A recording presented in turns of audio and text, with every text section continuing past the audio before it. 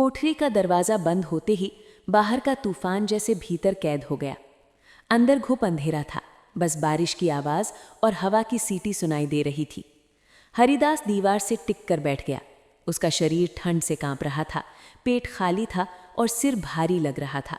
उसने अपनी भीगी चादर निचोड़ी और जमीन पर बिछा दी, फिर थकान से चूर होकर उसी पर बैठ गया। उसे लग रहा था अगर आज सुबह तक जिंदा रहा तो यही बहुत है।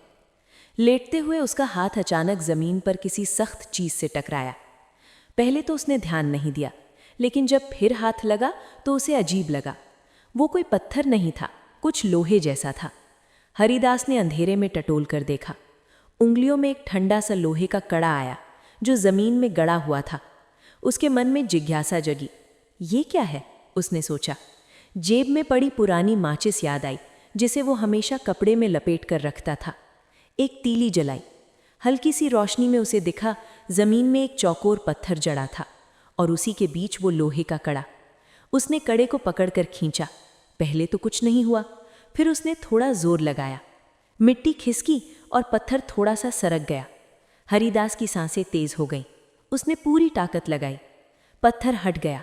नीचे एक छोटा सा गड्ढा था और उसी गड्ढे में रखा था एक पुराना तांबे का लोटा। हरिदास ने लोटा बाहर निकाला। वो उम्मीद से ज्यादा भारी था। उसने हल्के से हिलाया। छन छन। उसका दिल जोर जोर से धड़कने लगा। ये आवाज़ वो पहचानता था। ये सिक्कों की आवाज़ थी। उसने लोटे के मुंह पर बंधा सड़ा गला कपड़ा हटाया और दूसरी माचिस जलाई। जो उसने देखा उस पर उसकी आंखों को यकीन नहीं हुआ। लोटा सोने और चांदी के पुराने सिक्कों से भरा हुआ था। कुछ मोटे, कुछ पतले, कुछ पर अजीब सी मुहरे। तीली बुझ गई।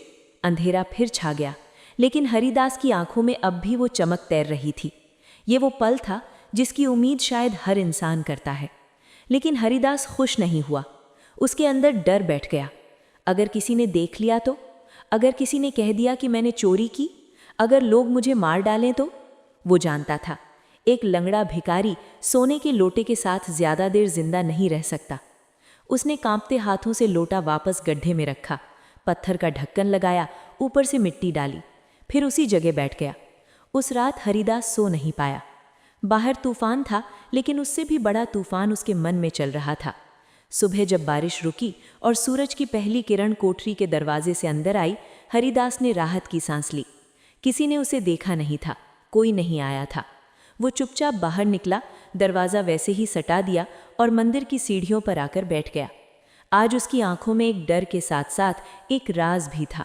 उसने तय कर लिया वो ये खजाना अकेले नहीं संभालेगा। उसे किसी समझदार, ईमानदार इंसान की ज़रूरत थी। उसके दिमाग में एक ही नाम आया, अजय बाबू।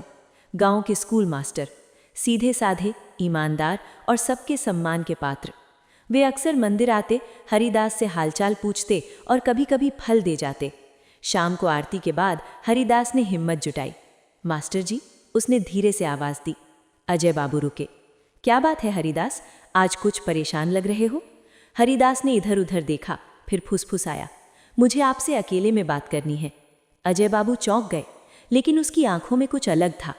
ठीक है, उन्होंने कहा, रात को मेरे घर आ जाना। रात को हरिदास अपनी फटी चादर के नीचे वो भारी लोटा छुपाकर अजय बाबू के घर पहुंचा।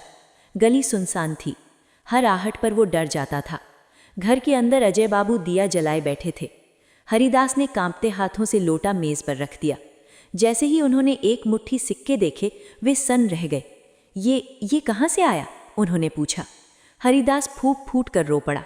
उसने सब कुछ बता दिया, तूफान, कोठरी, गड्ढा, डर। वो बोला, मास्टर जी, मैं अनपढ़ हूँ, लंगड़ा हूँ। अगर ये मेरे पास रहा तो मैं मारा जाऊंगा। आप ही रास्ता दिखाइए। अजय बाबू देर तक चुप रहे, फिर बोले, हरिदास, ये धन वरदान भी है और अभिशाप भी। इसे जल्दबाजी में छुआ तो सब खत्म हो जाएगा। उन्होंने तय किया, लोटा गांव में नहीं रहेगा। सिक्के धीरे धीरे शहर में बेचे जाएंगे, पैसा बैंक में जमा होगा। दुनिया को लगेगा कि हरिदास मेहनत से कमा रहा है। उस रात लोटा अजय बाबू के आंगन में तुलसी के चबूतरे के नीचे दबा दिया गया और पहली बार हरिदास किसी छत के नीचे सोया। सुबह जब वो उठा तो उसे लगा जैसे कोई सपना देख रहा हो, लेकिन सपना नहीं था। उसकी जिंदगी धीरे धीरे नई दिशा लेने वाली थी। अभी कहानी खत्म नहीं हुई है। पार्ट 3 में खुलेंगे और भी चौंकाने वाले राज। हमारे साथ जुड़े रहिए।